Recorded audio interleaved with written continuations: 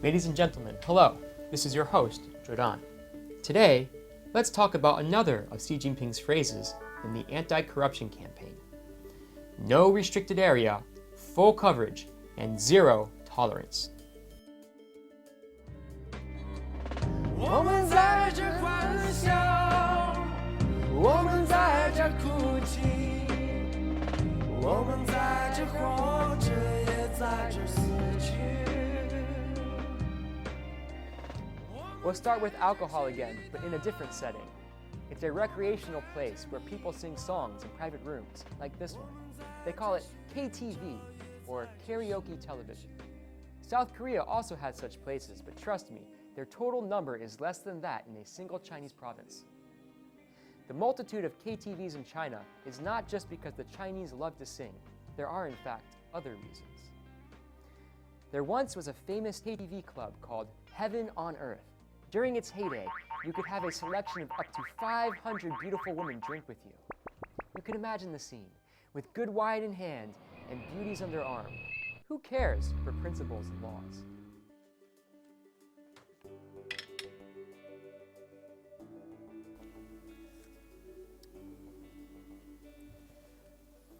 As we all know, people are naturally vulnerable to the temptation of sex, which is why sexual bribery prevails.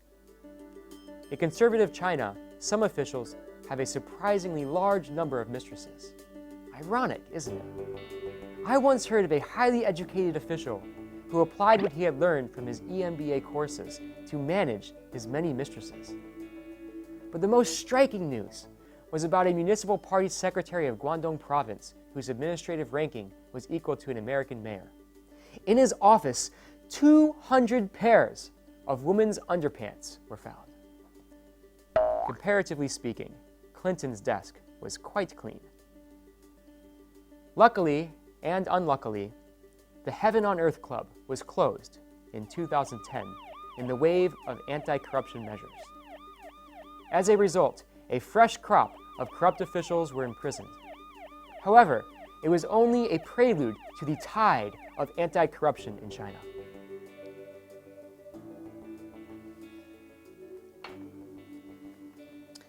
With the enactment of a series of anti-corruption policies, the corrupt officials could no longer live luxurious and degenerate lives in such places. Upon being issued, the government decrees of cracking down on corruption won the utmost support of the Chinese people. They became vigilant eyes, staring at an official's every move. One time, an official's picture appeared online, and someone spotted that the price of his watch far exceeded his income. He was immediately investigated. So other corrupt officials began racking their brains to cover up their crimes. Look at the cigarette case in my hand. There's no markings on the outside. But open it, and you'll find the most expensive Zhonghua cigarettes. With the help of such discreet packaging, corrupt officials dared to smoke these cigarettes on any occasion. The battle between corruption and anti-corruption has run throughout the history of human society. The United States experienced the Gilded Age from the 1870s to about the early 1900s. Likewise, Hong Kong saw the Dark Ages from 1960 to 1974. In both eras, it was severe laws that finally extinguished corruption.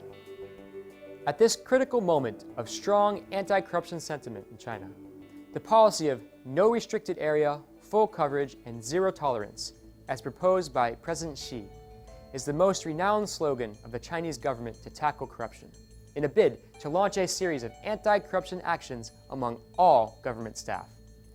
Well then, did he succeed? From the end of the 18th National Congress of the CPC in 2012 until now, more than 100 senior Chinese officials have been caught. Almost every Friday, news about these corrupt officials is routinely reported on TV and in newspapers. Indeed, Friday has become a day of public concern nationwide. Corrupt officials include party secretaries, mayors, military generals, and leaders of state-owned enterprises, encompassing the central and local governments at every level and various social sectors. But was that enough? No, it was just a beginning.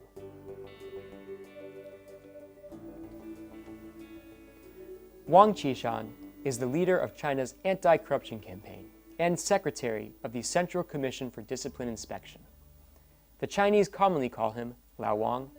It's an intimate salutation used among neighbors and colleagues in China. Actually, it implies the understanding, trust, and support of the Chinese people. One of Lao Wang's sayings shed new light on the anti-corruption campaign.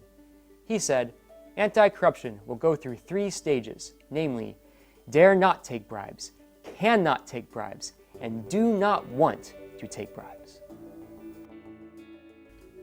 Dare not take bribes means making stringent and focused strikes so that the corrupt officials will pay a high price for it.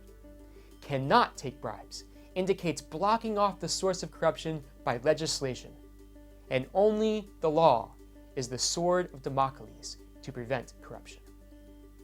Do not want to take bribes implies that after the living standards of officials are guaranteed, their morals will be boosted, and they will genuinely serve the public, rather than being corrupt politicians obsessed with privileges. No restricted area, full coverage, and zero tolerance. This is the key standpoint of Xi's anti-corruption policy. Evidence of more than 2 years has proved that Xi Jinping has practiced what he preached, which has relieved the public of all doubt. Okay, that's all for today.